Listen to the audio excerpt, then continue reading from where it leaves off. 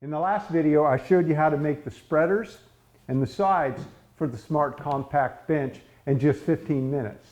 Today we're going to assemble them. I'm Ron Paulk, and this is a Smart Wood Shop. If you'd like to get a set of detailed plans to build a Smart Wood Shop or one of my workbenches for yourself, you can click on the link in the description of this video down below. No tape measures, squares, calculations, figuring out how to put this thing together. I'm going to use the simple method of having a guide block. I'm going to take a piece of 18 millimeter or 3/4 inch plywood and make it the exact length that I need to space the spreaders from the sides. I also made it the same width just so that it'll act as a square. So when I clamp these things on, I'll be able to just screw the spreaders in place and not think twice. And because I've already cut the pilot holes for the layout of the screws, I don't even need to think about that. But before that begins, I'll do a little prep and get the rounding over done inside and outside and sanding, just so they're all ready to go. A lot easier to do that before I assemble than after. So then the layout, oh, and the screw. Yeah, I'm going to use these number 7 trim head screws. They're 1.5 long. Want to go a minimum of 1.5, maybe 1 5/8. Don't want to get too long because then they will interfere with the screws coming in through the top. So there's those blocks. I started on the first side and screwed one spreader apart, then did the other side. Glued, of course. Glue is as important or more important than the screws.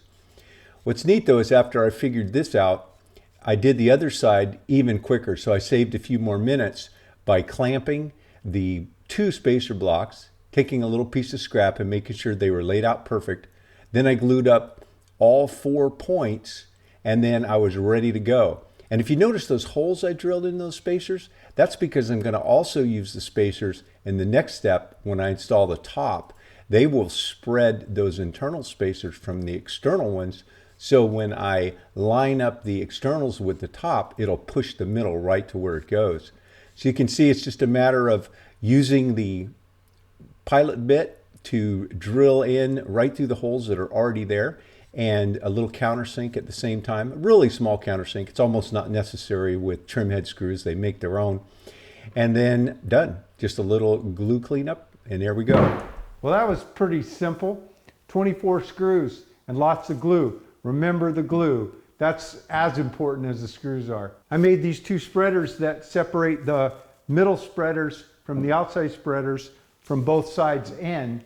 And these will be used also when I put the top and bottom on. I'll be clamping them in the middle to keep these middles lined up. So when I pull this outside in alignment with the top, it'll push the middle one right where it needs to go from both sides. What's really cool is I laid these middles out just like I did on the Smart Total Station. So these will also work on the Total Station. In the next video, I'll prep up the top. I'll cut all the bench dog holes in them, perfectly laid out at 96 millimeters using the Parf Guide Mark II. Hey, if you like these videos, if you learned anything, if you'd like to see me make more, be sure to give me a thumbs up and subscribe. And remember, when you subscribe, ring that little bell. It's the only way that YouTube will let you know when I drop a new video. Stay safe. Thanks for dropping into the Smart Wood Shop. Have a great day.